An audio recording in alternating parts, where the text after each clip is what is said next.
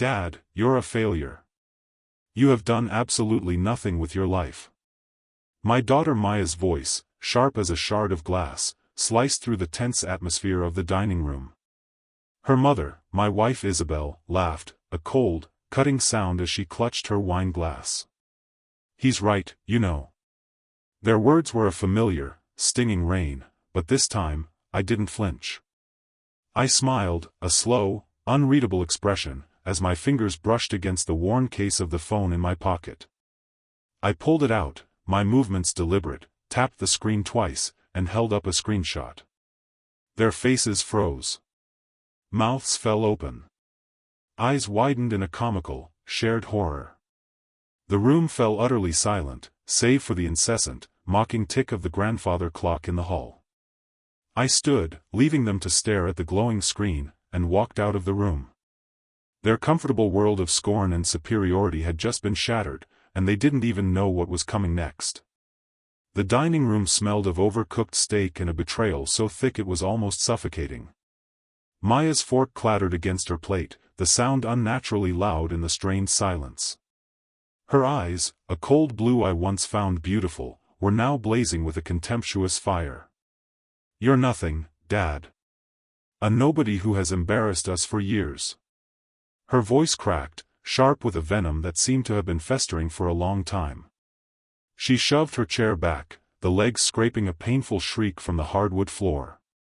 Isabel, my wife of 25 years, took a slow, deliberate sip of her expensive wine, her lips curling into a smug smirk. What did you expect, Maya darling? He's always been a disappointment. She tapped a perfectly manicured nail on the side of her glass, the rhythmic tink, tink, tink, a metronome of their shared scorn. Their words were well-aimed punches, each one landing with a dull, familiar thud. But I sat still, my hands clenched into tight fists under the table. I had heard it all before. The jabs about my quiet life, my failure as a freelance IT consultant, my contentment with this creaking, comfortable house they saw as a prison. But tonight was different. Tonight, their cruelty felt calculated, final, like the heavy thud of a coffin lid slamming shut. I stared at a small, jagged crack in my dinner plate, a line that split the ceramic in two. It reminded me of us, a family fractured and broken, held together only by the thinnest veneer of habit. You're just an old man, rotting away in that closet you call an office, Maya spat, tossing her long, blonde hair over her shoulder. Isabel chuckled, a sound as cold and sterile as the wine she drank. I didn't answer. Not yet.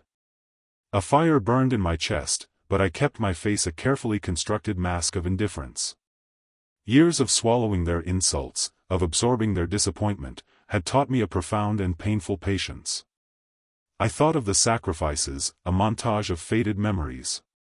The long nights I had spent working, debugging code until my eyes burned, just to pay for Maya's prestigious private university.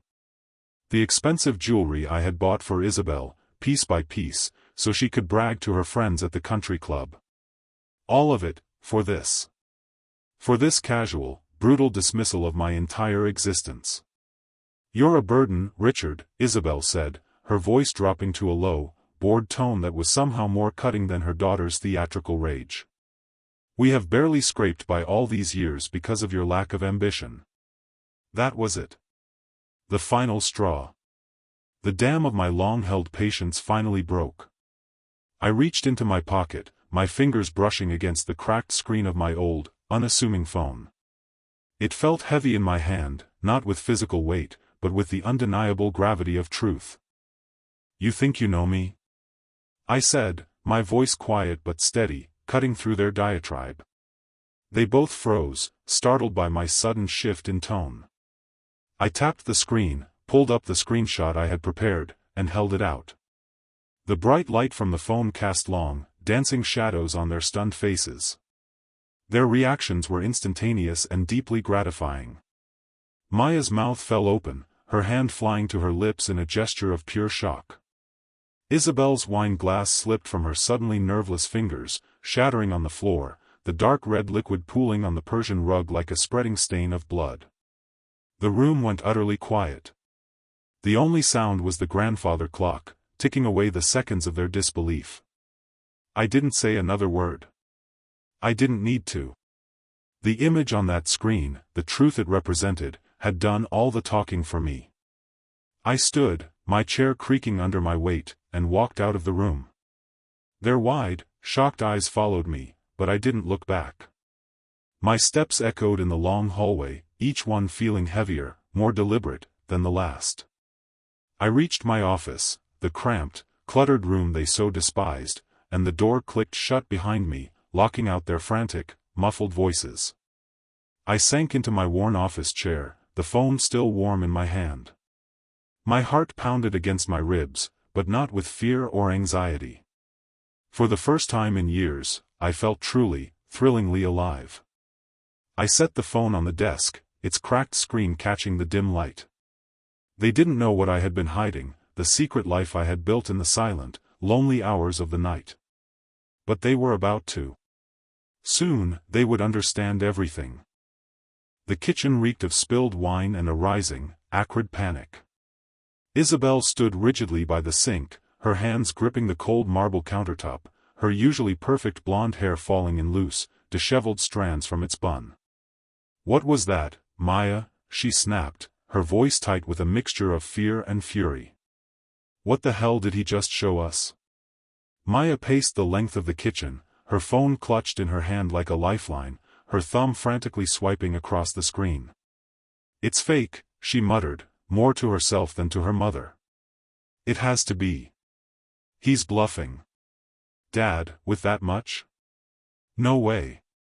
Her laugh was shrill, unconvincing, and her eyes kept darting towards the hallway where I had disappeared. I sat in my office, the door locked, the silence thick and heavy. Their voices, sharp and frantic, carried through the old walls. "He's playing us," Isabel said, her voice rising. "He's always been weak. This is just another one of his pathetic little tricks to get attention." Her words, though familiar, stung. But I didn't flinch. I had heard far worse over the years. My fingers tapped a slow, steady rhythm on the worn wood of my desk. They thought they knew me. They thought I was nothing. A fist pounded on my office door. "Richard." Isabel's voice was syrupy sweet now, a cloying, false tone that dripped with venom. "Open the door. We need to talk about this." I didn't move. Maya's voice joined in, high and jagged with disbelief. "You think you can scare us with some photoshopped garbage? I'll post this all over the internet, Dad. Everyone will know what a pathetic liar you are." Her threat hung in the air, but it was empty. She wouldn't post anything. Not yet. Not until she knew for certain what I had. I leaned back in my chair, the old springs creaking in protest. The office was a chaotic mess of books piled high on dusty shelves and a framed family photo that I had turned to face the wall months ago. I couldn't bear to look at their smiling faces anymore. The memory of their cruel laughter at dinner twisted in my gut, but I pushed it down. They wanted answers. They would get them, but strictly on my terms. "Richard, don't be ridiculous," Isabel called, her tone shifting to one of feigned concern. "Whatever that was, we can work it out as a family."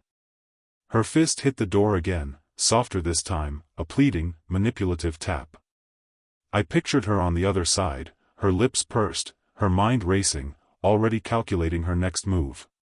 She had always been adept at playing the victim when it suited her. Maya muttered something, her voice too low to catch, but I heard the insistent clack of her nails on her phone's screen.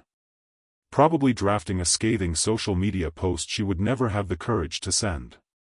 "You'll see," I said, my voice low but firm, just loud enough to carry through the thick oak of the door.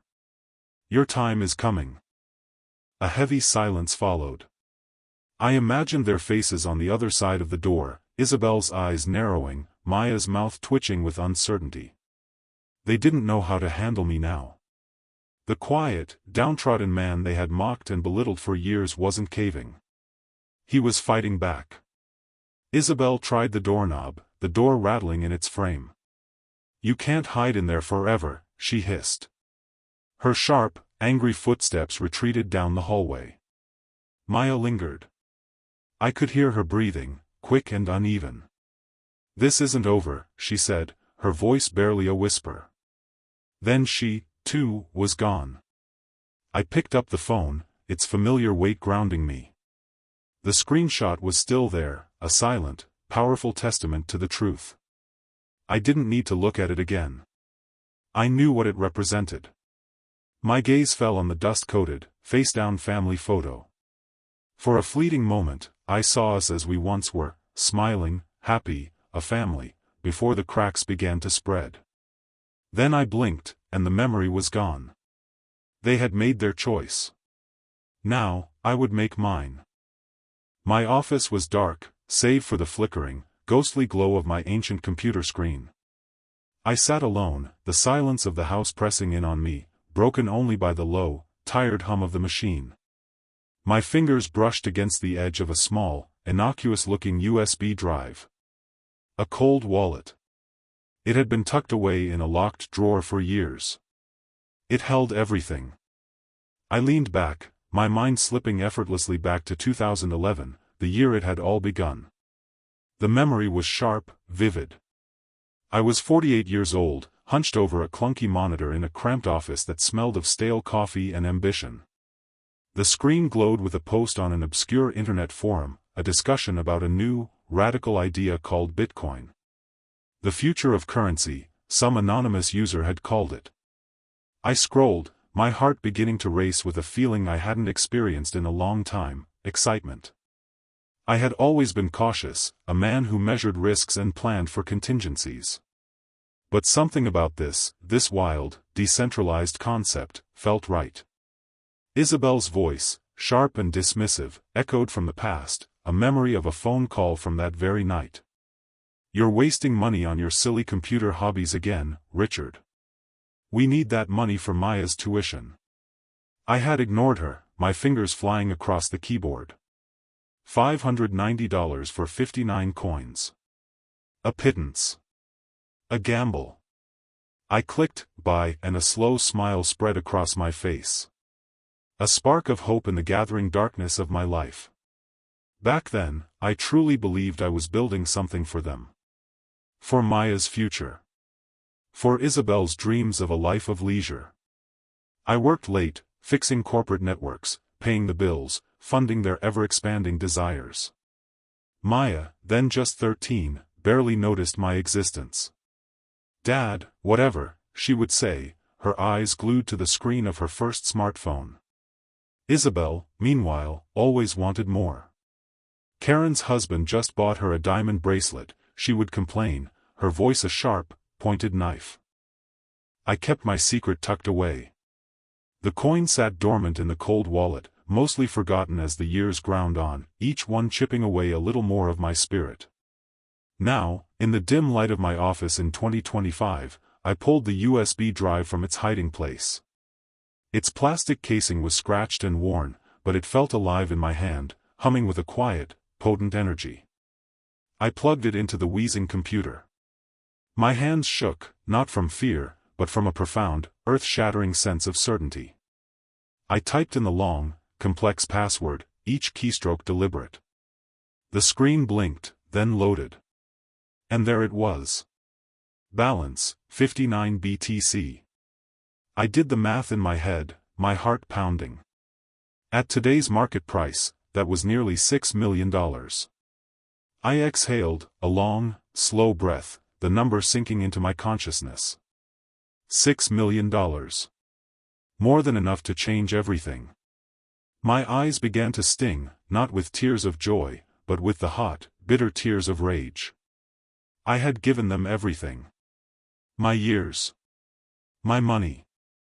My pride. And they had spat it all back in my face. Maya's voice at dinner, calling me a failure. Isabel's cold, cruel laughter. They didn't deserve this. Not a single cent of it. I leaned forward, the chair creaking. I remembered the long, lonely nights I had spent, not on a silly hobby, but on learning, on risking, on hoping for them. And they had thrown it all away with their casual, thoughtless cruelty. You'll see, I whispered to the empty room, my voice steady and clear. The wallet was real. The money was mine. And I knew exactly what I was going to do with it. I unplugged the drive and slid it back into the drawer. The computer powered down, its hum fading into silence. My phone sat on the desk, its cracked screen catching the light. I picked it up, my thumb hovering over a number I had saved weeks ago, just in case. An attorney. I pressed call. The line rang twice. A calm, professional voice answered. Mr. Cunningham, how can I help you? I smiled, my eyes fixed on the dark, reflective screen of my phone. We need to talk, I said. The attorney's office was a world of hushed tones and expensive leather. Sunlight streamed through the tall windows of the downtown Fairfield high-rise, glinting off a massive glass desk piled high with legal documents. I sat across from Mr. Harlow, a man with a crisp, tailored suit and eyes that were even sharper. My pen hovered over the contract, my hand as steady as my pulse.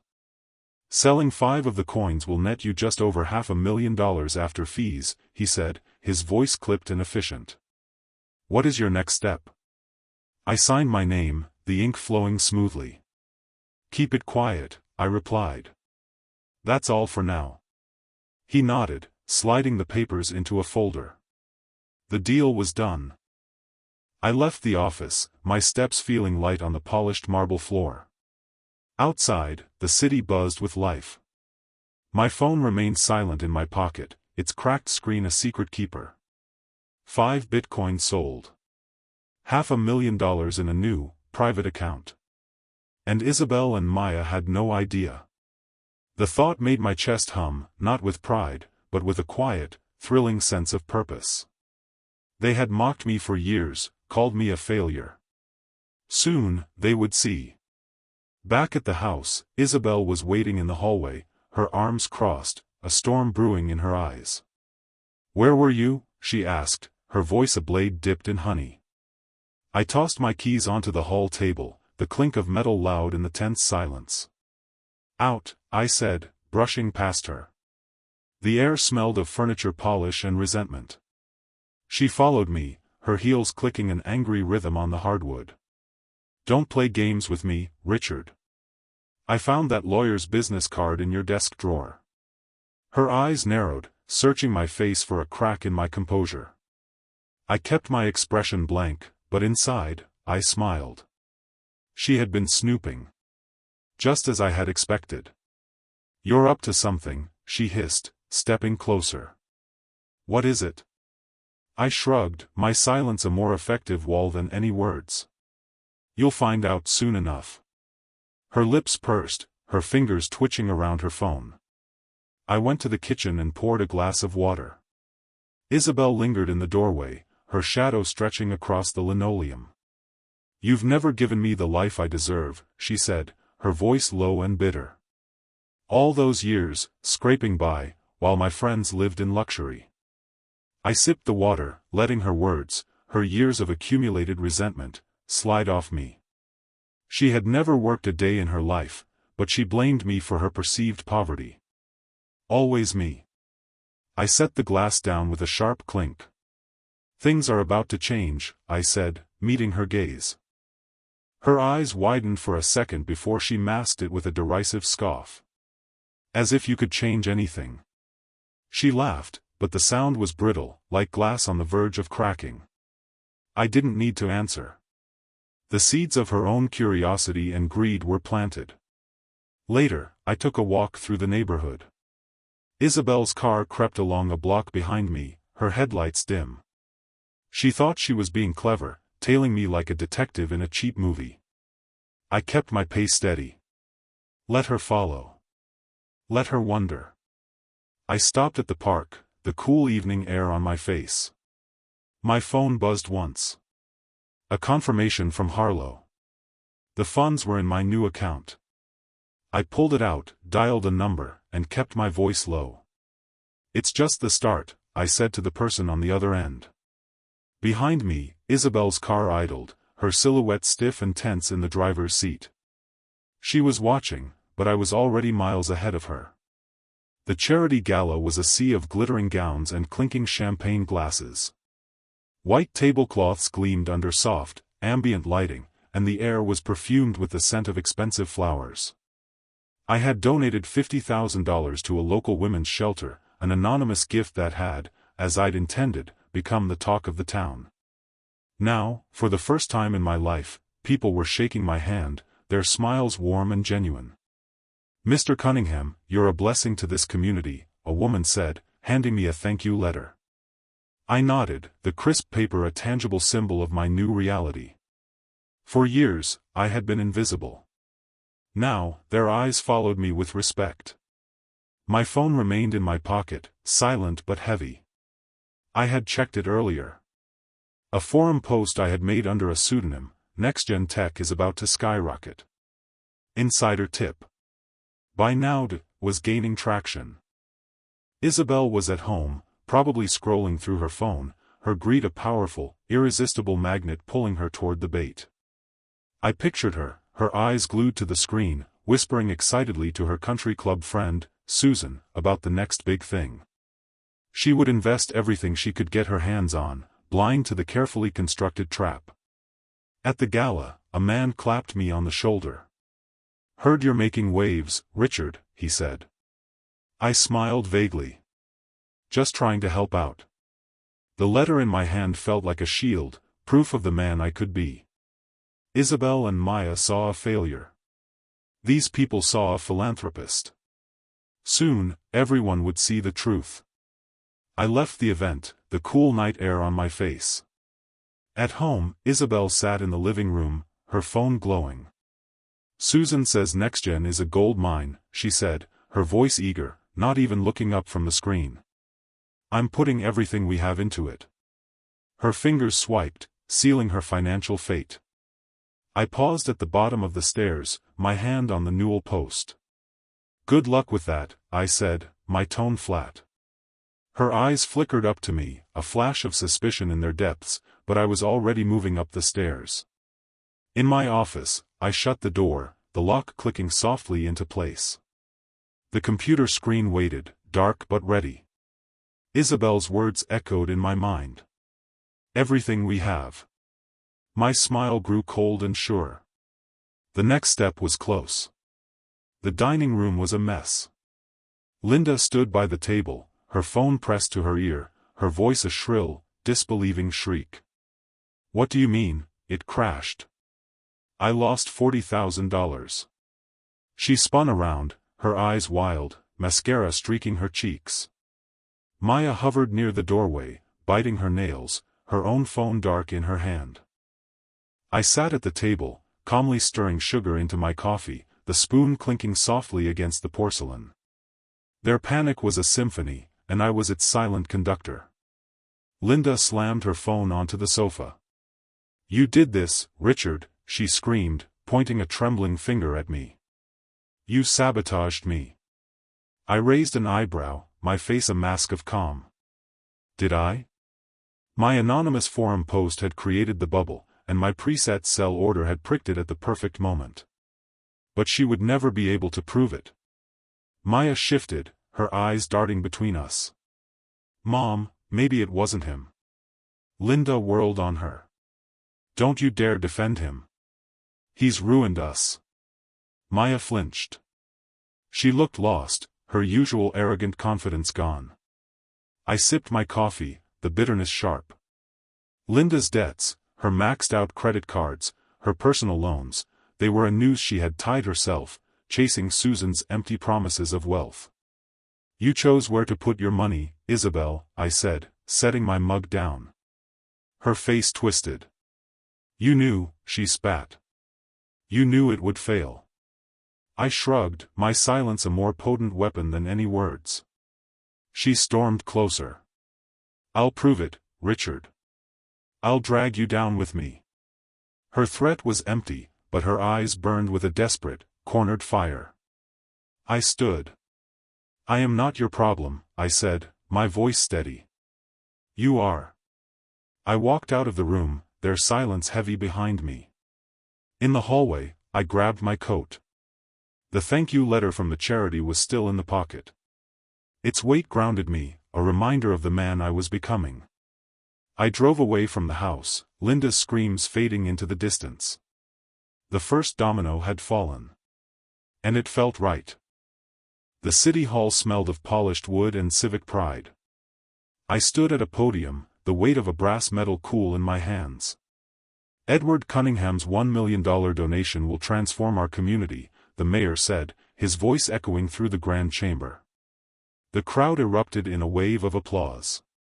I nodded, my face humble, but inside, I was soaring. Isabel and Maya sat in the back row, their faces pale, their eyes fixed on me. No one looked at them. They were ghosts at my celebration. I saw Susan, Isabel's country club friend, deliberately turn her back when Isabel tried to catch her eye. The rejection was sharp, a public severing of the social ties Isabel valued more than anything. "Thank you," I said into the microphone, my voice steady. "This is for Fairfield." Later, I packed the last box in the old house. The dining room was a wreck, the air heavy with neglect. Isabel and Maya could keep it. Its cracked walls and dusty silence were a fitting mirror for their lives. I didn't look back. The keys to my new house jangled in my pocket, their sound bright and clear. I drove to the new place, its large windows catching the last rays of the setting sun. I set the medal on a bare shelf, its shine soft in the empty room. The silence was mine now. No arguments, no scorn. Just space to breathe. A sharp, insistent knock came at the door. I stood, my hand brushing against my phone, my fingers pausing over the screen, ready. The new house was quiet, its minimalist living room bathed in the soft, warm light of the evening. The knock came again, louder this time, more desperate. I opened the door. And there they were. Isabel, her face streaked with mascara, and Maya, her eyes red and puffy, clutching her arms. "Richard, please," Isabel said, her voice cracking. "We're sorry. We have nothing. You have to help us." Maya nodded, her voice barely a whisper.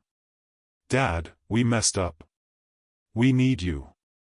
Their words dripped with a desperate, self-serving need, but I could hear the familiar venom coiled beneath. I stood in the doorway, my face a mask. The room behind me smelled of fresh paint, a new beginning. A clock ticked on the wall, its rhythm steady, calm. "Come in," I said, my tone flat. They shuffled inside, their presence a chaotic intrusion in my peaceful new space.